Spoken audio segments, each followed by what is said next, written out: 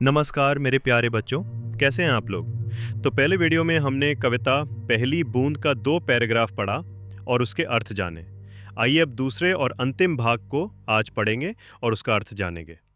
यदि पाठ संबंधित और कोई जानकारी या अपना सुझाव देना चाहे तो कृपया कमेंट करें। तो आइए आगे बढ़ते हैं और कविता पढ़ते हैं। आसमान में उड़ता सागर, लगा बिजलियों के स्वर्णिम पर, बजा नगाड़े जगा रहे हैं, बादल धरती की तरुणाई, पहली बूंद धरा पर आई। सरल अर्थ, ये कविता वर्षा ऋतु के आगमन का बेहद कल्पनाशील और जीवंत चित्र प्रस्तुत करती है।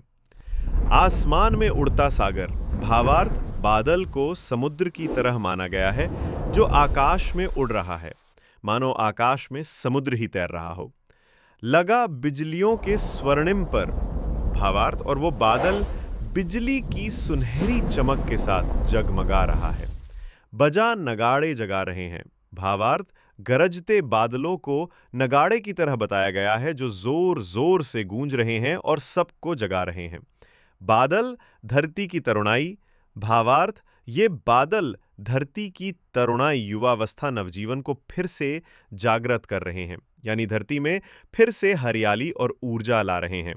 पहली बूंद धरा पर आई, भावार्थ और इसी बीच वर्षा की पहली बूंद धरती पर गिरती है। भाव, इस कविता में बादलों की गड़गड़ाहट, बिजली की चमक और वर्षा की पहली बूंद को धरती के नवजीवन से जोड़ा गया है। कवि ने कल्पना के माध्यम से बताया है कि जैसे आकाश में उड़ता समुद्र बादल नगाड़े बजा रहा हो, जैसे ही पहली बूंद गिरती है, जीवन की नई शुरुआत हो जाती है। उम्मीद है कि कविता की पंक्तियां आपको अच्छी तरह समझ में आ गई होगी। तो आइए अब हम कविता का चौथा और अंतिम भाग पर चलते हैं। नीले नैनों सा ये अंबर, काली पतली सी ये जलधर, करुणा विगलित अश्रु बहाकर, धरती की चिर प्यास बुझाई। बढ़ी धरती शस्य श्यामला, बनने को फिर से ललचाई, पहली बूंद धरा पर आई। गोपाल कृष्ण कौल। कविता का सरल अर्थ अर्थात भावार्थ जानते हैं। नीले नयनों सा ये अंबर अर्थात आकाश को कवि ने नीली आंखों जैसा सुंदर बताया है। काली पतली सी ये जलधर अर्थात बादलों को काले और पतले आकार का बताया गया है जो नीले आकाश में तैरते हैं। करुणा विगलित अश्रु बहाकर अर्थात बादल जैसे करुणा दया से भरकर आंसू वर्षा की बूंदें बहा रहे हों।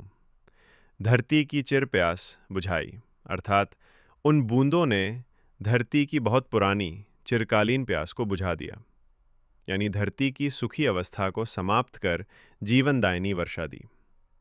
बढ़ी धरती शुष्य श्यामला अर्थात धरती फिर से हरी भरी और फसल युक्त शस्य श्यामला बनने लगी।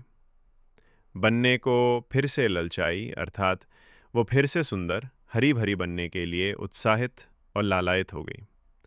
पहली बूंद धरा पर आई अर्थात ये सब कुछ तब हुआ जब पहली वर्षा की बूंद धरती पर गिरी।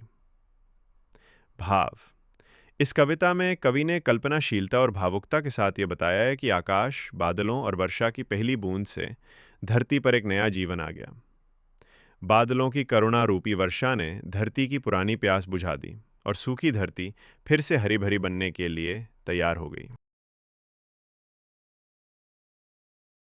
उम्मीद है कि कविता की पंक्तियां आपको अच्छी तरह समझ में आ गई होंगी। अगर पाठ से संबंधित कोई भी वर्कशीट या प्रश्न उत्तर की कॉपी चाहिए तो कृपया कमेंट बॉक्स में लिखिए।